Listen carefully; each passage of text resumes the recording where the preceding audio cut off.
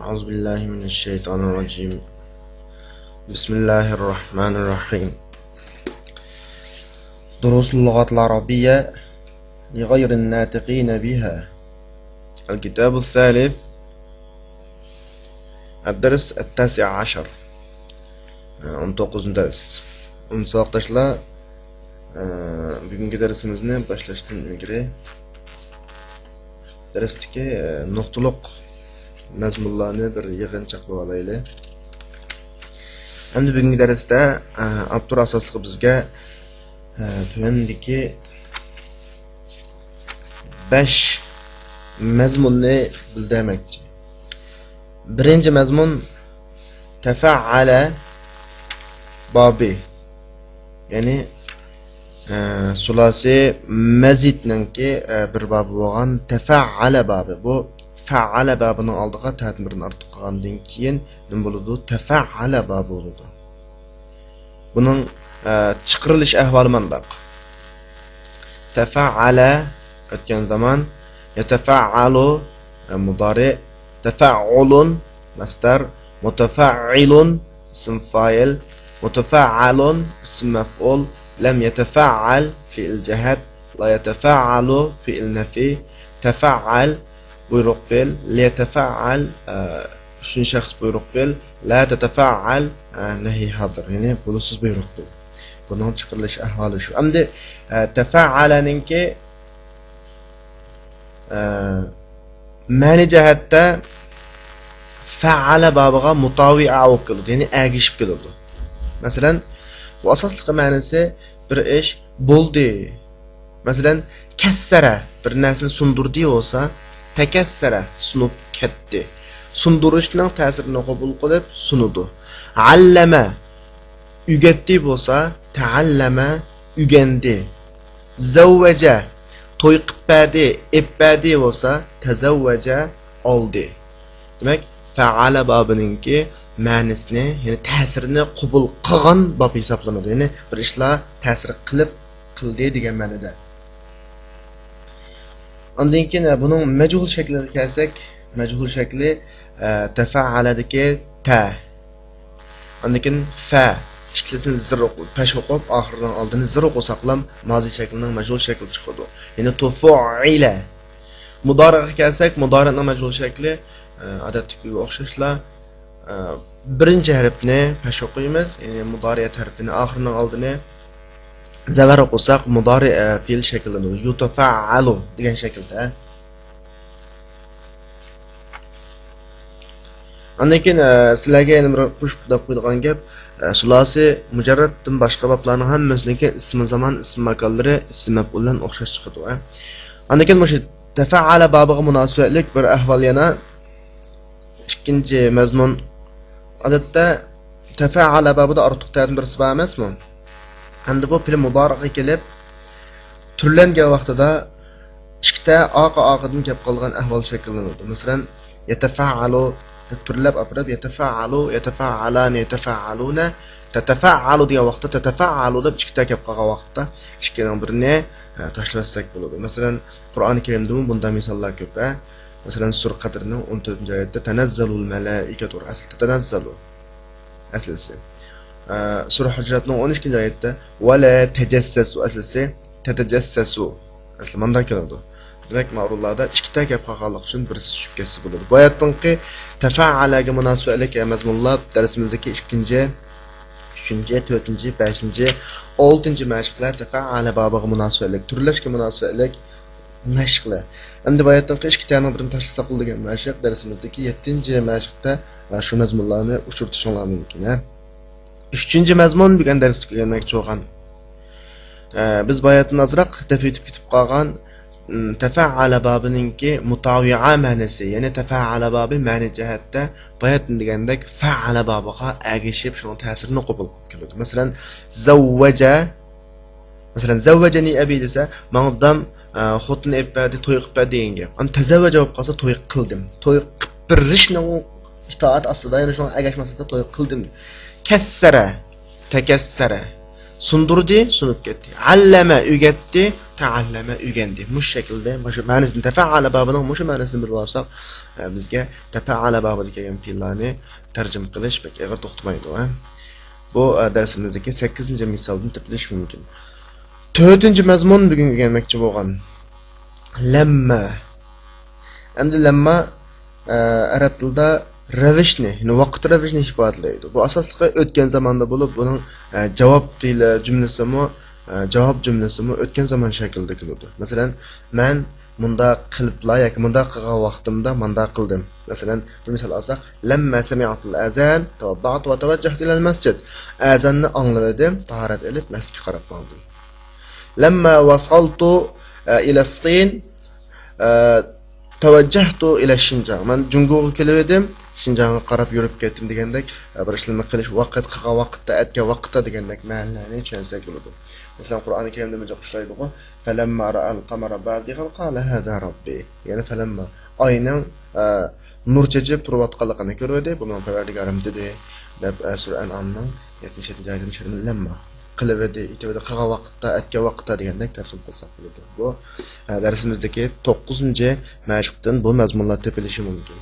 Endi 5-mazmun bugungi darsdagi ixtisos. Ixtisos deganimiz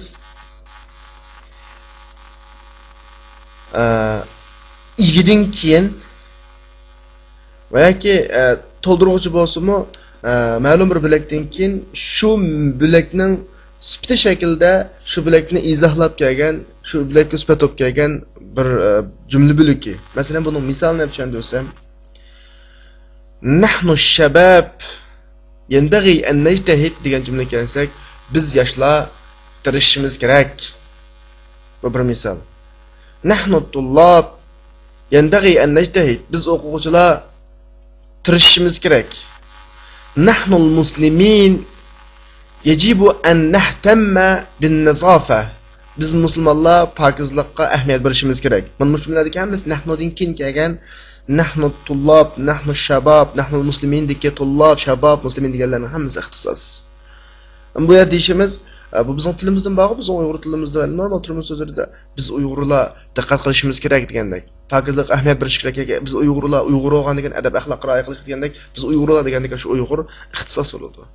Bizga munosabatli bo'lgani mushadagi ixtisos zavar qiladi. Zavar. Masalan, nahnu tullaba, nahnu al-muslimin, nahnu shababa degandek zavar qiladi. Bu mazmun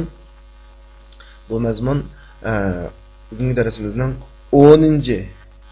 10-chi mashqlarda topilishi mumkin.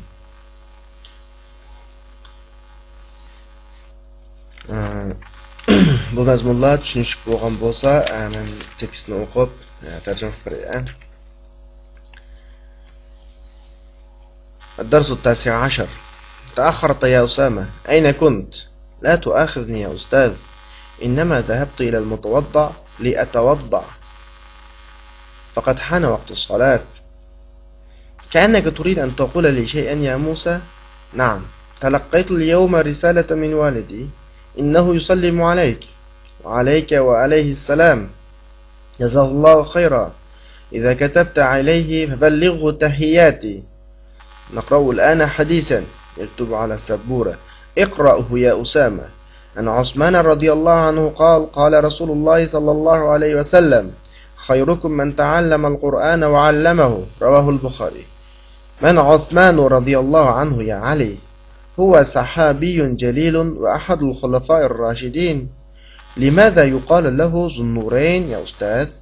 لأنه تزوج بنتين من بنات النبي صلى الله عليه وسلم، هما رقية وأم كلثوم رضي الله عنهما. تزوج أولا رقية رضي الله عنها، وبعد وفاتها تزوج الأخرى. متى توفيت رقية رضي الله عنها؟ توفيت والرسول عليه الصلاة والسلام ببدر. تخلف عثمان رضي الله عنه عن المعركة بسبب مرضها بأمر الرسول صلى الله عليه وسلم، وأقام بالمدينة المنورة يمرضها. ولما رجع رسول الله صلى الله عليه وسلم من بدر زوجه أختها أم كلثوم رضي الله عنها. يرن الجرس غدا نذهب نحن المتفوقين إلى مكة إن شاء الله أتريد شيئا من هناك تقبل الله عمرتكم أرجو أن لا تنسوني في دعواتكم إن شاء الله. Bugünkü müştekisini hazır tercüme kılıp okuş jarayonida sizlar mustafa'ala babiga onun yuqorida so'zlangan 5 turlik munosabatlik mazmunlariga alohida diqqat qiling. Ta'akharta ya Usama, ayna kunt? Usama, kechikib qolding-ku. Nada yurding? Ayna kunt degani nada bo'lding degani nada yurding? Am ta'akharta tafa'ala babidan chiqqan. Agar akhir gap qolsa kechikib turdi. Ta'akhara kechikdi, ya'ni kechikib qolding. متابعة. لا تؤاخذني يا أستاذ من أي بلمان. إنما ذهبت إلى المتوضع لأتوضع فقط حان وقت الصلاة. من طهارت ألدغان أورنغا طهارت إليش üçün bargan edim. Çünki namazın vaqti yıqılışıp qalgan edi. Näde mutawadda tawaddadan chiqqan ism maf'ul. Yani taharat aladigan o'rin degan gap. Adat ism maf'ullar ism zaman ism makam bilan bir ma'nodikilda emasmi? Li atawadda yani tawadda o'rin chiqqan atawadda'u. كأنك تريد أن تقول شيئا يا موسى bir narsa deyishni iroda qilayotgandek tursango yoki bir narsa demoqchi bo'lgandek tursango. Naam, talaqqaytu al-yawma risalata min walidi innahu yusallimu alayk. Shundoq, bugun dadamdan bir xat topshirib oldim. Talaqqa topshirib elish. Tafa'ala babininki naqs fil. İnnehu yusallimu aleyk. O sizge salam aytdi. Aleyke ve aleyhissalam. Sana ve dadanga salam bolsun. Cezallahu hayr. Allah ona yaxshi mukofot bersin. İza katabta ilayhi febellighu tahiyyati. Sen onunğa xat yazıp qalsan, onunğa mening salamlarimni yetkazib qo'y. Tahiyyati. Tahiyya chiqqan tahiyyati masdar. نقرأ لنا حديثا هذا biz bir hadis o'qiymiz. Yaktubu ala sabura. Do'stning ustiga yozadi. اقرأه يا أسامة ونقول عن عثمان رضي الله عنه قال رسول الله صلى الله عليه وسلم خيركم من تعلم القرآن وعلمه رواه البخاري. Osman radhiyallahu anhudan rivoyat qilinib deydi, Payg'ambar alayhisalom bundoq degan: "Sizlarning yaxshilaringlar Qur'onni o'rgangan va o'rgatganlar." Endi shu hadisda mazmun jihatda Qur'onni o'rganishning fazilatini yaxshi chiqib tursa, bizga hozir misol oldig'ini ta'allama tafa'ala babini, allama fa'ala babini. Ya'ni tafa'ala babi fa'ala babini ta'sir qiladigan to'qi allama o'rgatdi yoki ta'allama o'rgandi. Mana Osman radhiyallohu anhu ya Ali. Osman radhiyallohu anhu degan kim? Huwa sahabiyyun jalilun va ahadu xulafar rashidin. U ulug' bir sahabi bo'lib, to'g'ri yo'lda mangan xaliflarning biri. Limaza yuqalu lahu Zunnurayn ya Ustoz, nimishqa uningga Zunnurayn deyiladi? Yani ikki nur egasi deyiladi.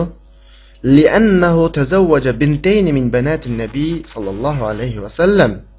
Chunki u Payg'ambar alayhisolamning qizlaridan ikki qizni olgan, tazawwaja, ya'ni to'y qilib olgan. Huma Ruqayya va Ummu Kulsum. U ikkisi Ruqayya va Ummu Kulsum radhiyallohu anhumalar. تزوج أولا رقية رضي الله عنها وبعد وفاتها تزوج الأخرى. تسلب رقية رضي الله عنها aldı. وفات oğandan keyin yeni birini aldı. متى توفيت رقية رضي الله عنها. رقية رضي الله عنها qachon vafot bo'ldi? Tuvaffiyat, endi tavaffa degani topshirildi degan ma'noda, ya'ni tuvaffiya topshirildi, ya'ni esa o'ldi degan ma'noda, ya'ni o'lib ketdi degan ma'noda. Tuvaffiya adatda bir odam o'lib ketgan ishlar bo'lsa, tuvaffiya majhul shaklda ishlatamiz. Tuvaffiyat va Rasul alayhi salatu vasallam bi Badr. Nega va Rasul sallallohu alayhi vasallam bi Badr degan jumla holat jumlaga chiqqan. Payg'ambar alayhisalom Badrdagi vaqtida vafot bo'ldi. Vafot bo'lib ketdi. Tuvaffiyat matat degan ma'noda. تخلف عثمان رضي الله عنه عن المعركة بسبب مرضها بعمر الرسول صلى الله عليه وسلم.